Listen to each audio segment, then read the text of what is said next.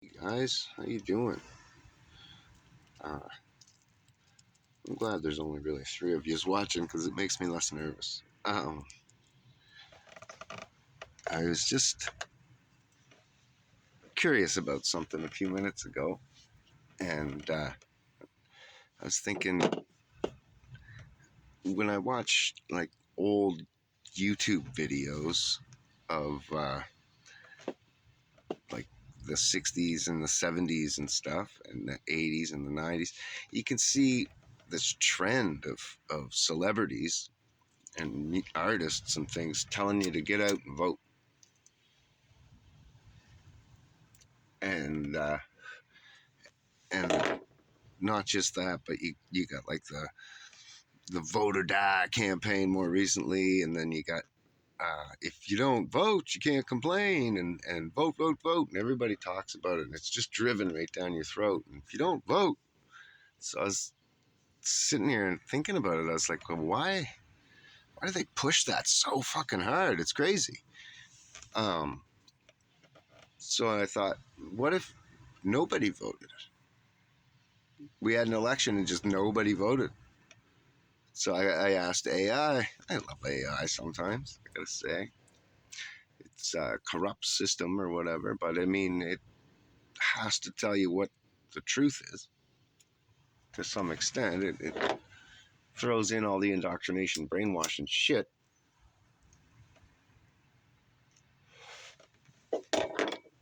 but it can't lie. It could just mislead you, I guess. It'll say, when I ask it questions like age of the earth stuff, say, or whatever, I'll say, they say that a glacier gets layers every year, and that's that there's hundreds of thousands of layers in a glacier, and you know they got to be that old. You know, this will be proved that the world's older than the Bible says, right? And then when you look into it and you ask AI, you say, well, has anybody actually left something on a glacier and tested this theory? And it's like, well, yeah, once there was a fluke test. Nobody's ever actually set out to actually test it, no, but a guy who set out to take some planes that were abandoned on the glacier during World War II, and he went back in the 90s to go dig up these planes. So they've been there for 50 years, and he was thinking, I'll just dig them up. And they were in perfect working condition. They just froze in the air, so the pilots landed them, and they just picked the pilots up on a boat or whatever, and just abandoned the planes. And so he was going to go rescue these planes and put them in his yard. And he had to dig through thousands of layers in order to, he melted down with a big drill thing. And they had to take the plane apart piece by piece and bring it up through the hole in order to transport it. He only got one plane. And it was a big undertaking. So when we apply that math to our glaciers, the oldest one is about 4,000 years old. And AI has to say, yes, that all happened and that's all true. But the scientific consensus is blah, blah, blah, blah, blah, all this bullshit, brainwashing, propagandist crap. And so anyways, that's why I like it. If nobody voted, it would be the best thing for us. If everybody just said, no, fuck it, it's two heads of the same snake, we're not voting for them, we're not going in, screw it, I'm sitting out voting day, then it would cause huge fights in the parliament. There would be no real leadership. They'd try to do a re-election and force people to vote, and they'd spew out all their propaganda crap. And then it would open up for new leadership to step in easier. And it would cause government reform, and they would have to adhere to the people's demands because it's a democracy. I hate that word. The root of it is mockery, and nobody gets it. Nobody understands that words mean things, and there's a reason that there's root words, and like words are spells. Dummies. Um, Oops. Anyhow, uh, so they, so if we were to just not vote, it would actually cause change in the system. That's why they push out all this vote or vote, vote, vote. So my thought is, once you vote, you cannot complain. You know how they say that shit to all us non-voters? Oh, well, you didn't vote. You can't even complain. No, my thought on that was always, well, if you go out and vote, you've said that one or both parties is capable of running the country and chose your victor. And now when they fuck it all up, it's your fault. You chose a liar, scumbag, piece of shit. So once you vote, you can't complain. Even if your party doesn't win, you got to shut your mouth. Because you voted, you're compliant in the system. But if nobody voted, if you all just stopped,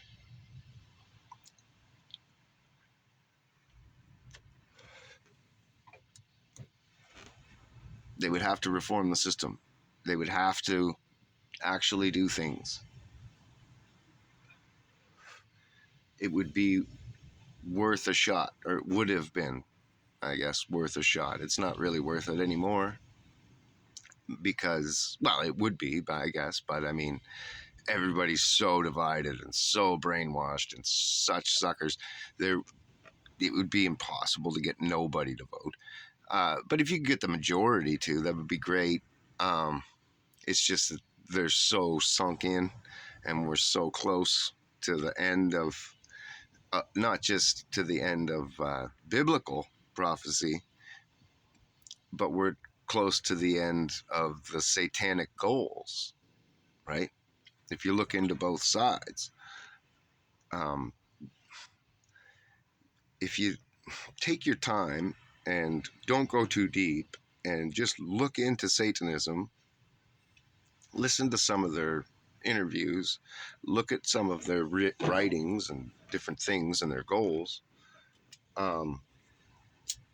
you get a better understanding of God. That was my last video. So if, or 2 videos ago, I guess. But anyways, if you, looking into it isn't a bad thing, a little bit. You should read demonology first, because demonology gives you the ways of protecting yourself. It gives you the knowledge to know when to stop and where to look, and how far to go, and when, what signs you should be looking for in yourself and things of this nature. But once you've read that, it's a good idea to understand all the religions, not just Satanism, Muslims, Hindus, anything you can look at, the Jews, the current Jews, the old Jews, the new Jews, the Christians, the whatever.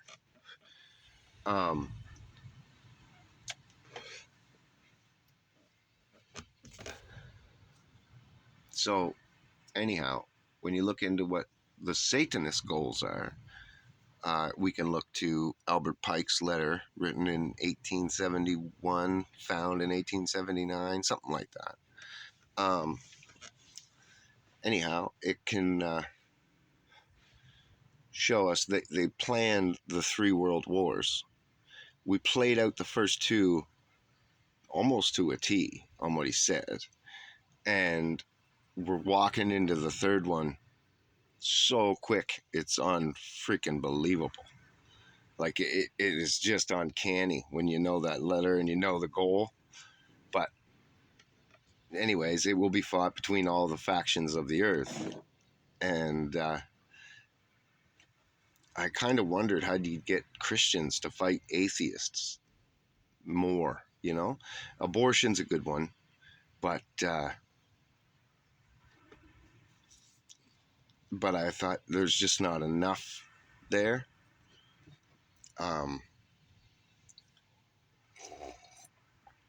But changing genders, that's a good one. That's a big fight there.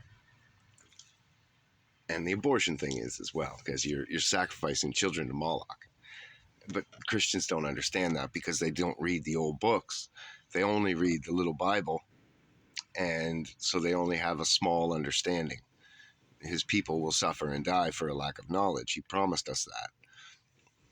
We're living that.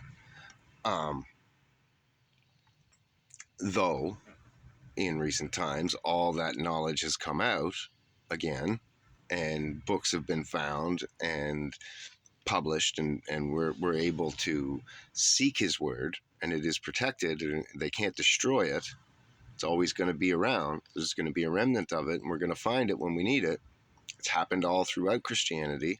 If you read all the Old Testaments, I forget what king it was now, but they found the scriptures in a vault, and he actually sat down and read them, and he was like, oh my God, forgive me, and he ripped his clothes and cried and all this stuff, and God sent him a message saying, you know, it's too late. You've already been condemned. Your people are going to be condemned. You're going into, might have been Babylon, but I won't do it until after you die, because you've repented and whatever. So I'll wait, put it off for so many years, but it's too late. The judgment already happened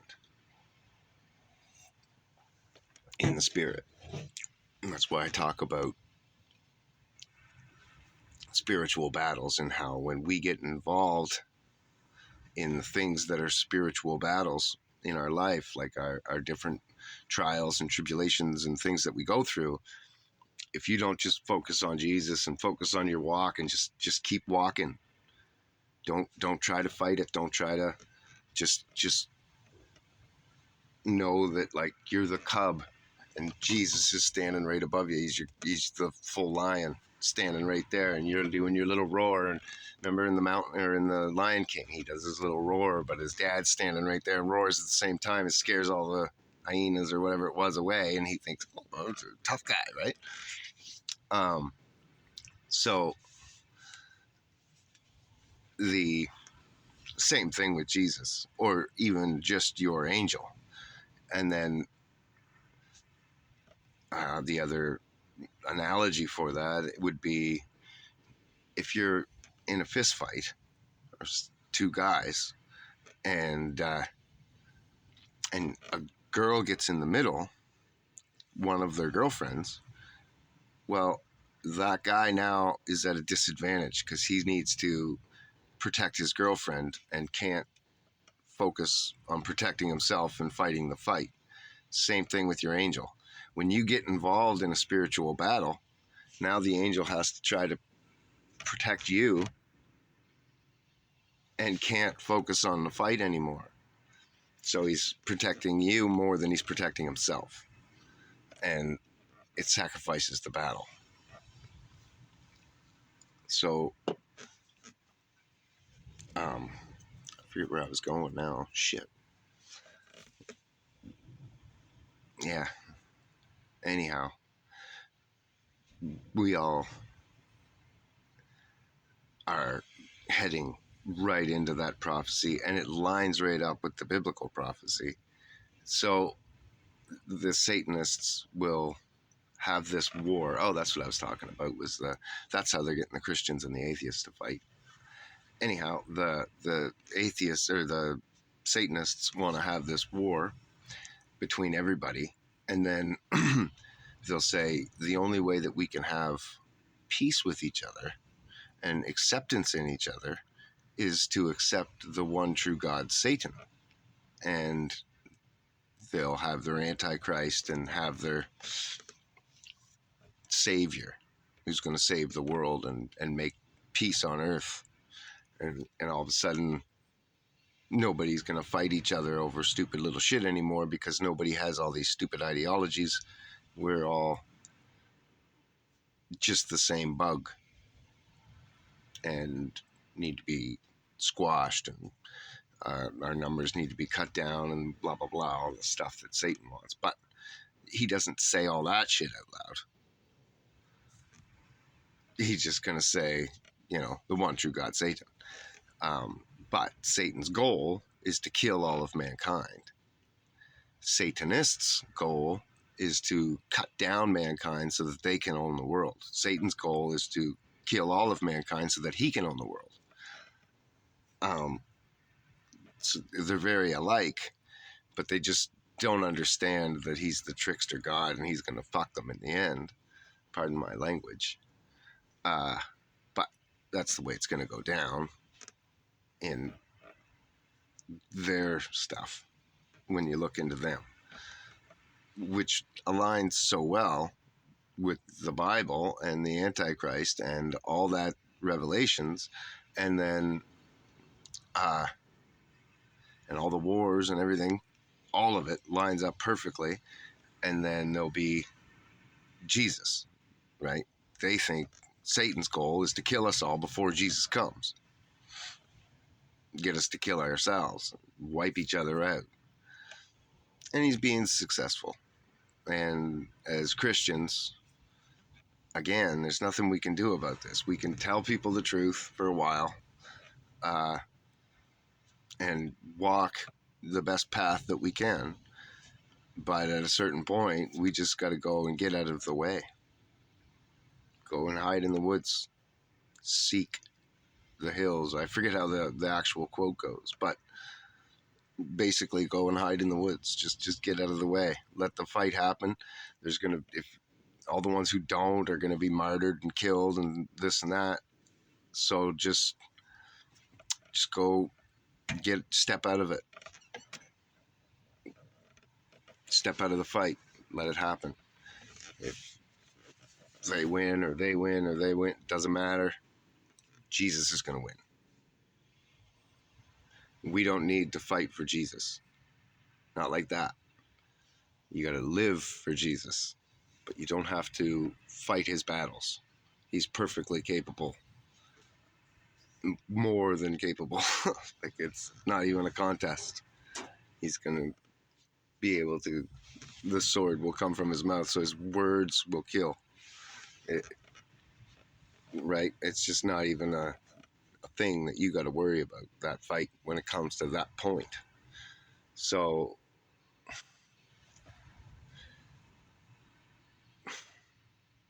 try to find your tribe and your place and do the best that you can to get set up for a peaceful spot, someplace that you can try to hide. Now, we're not all going to be successful at that. They got a lot of technology, but they don't have as much as they say.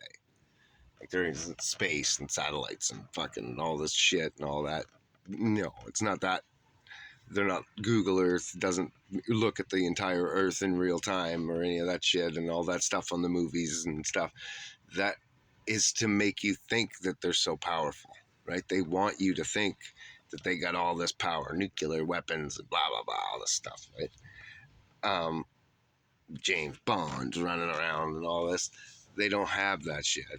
They've got it a little bit, about half of what they show you on the movies, and it's getting more, with drones and shit like that. They can do a lot more.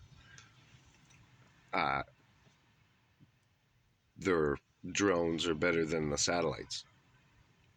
There's more capability in a fleet of drones, more sight, more real time than in a satellite floating around on a fucking weather balloon way the fuck up in space or in high altitude.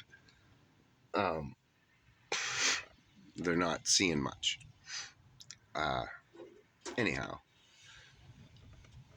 I think we need to push the message of, once you vote, you can't complain. I think it's important. What do you guys think? God bless.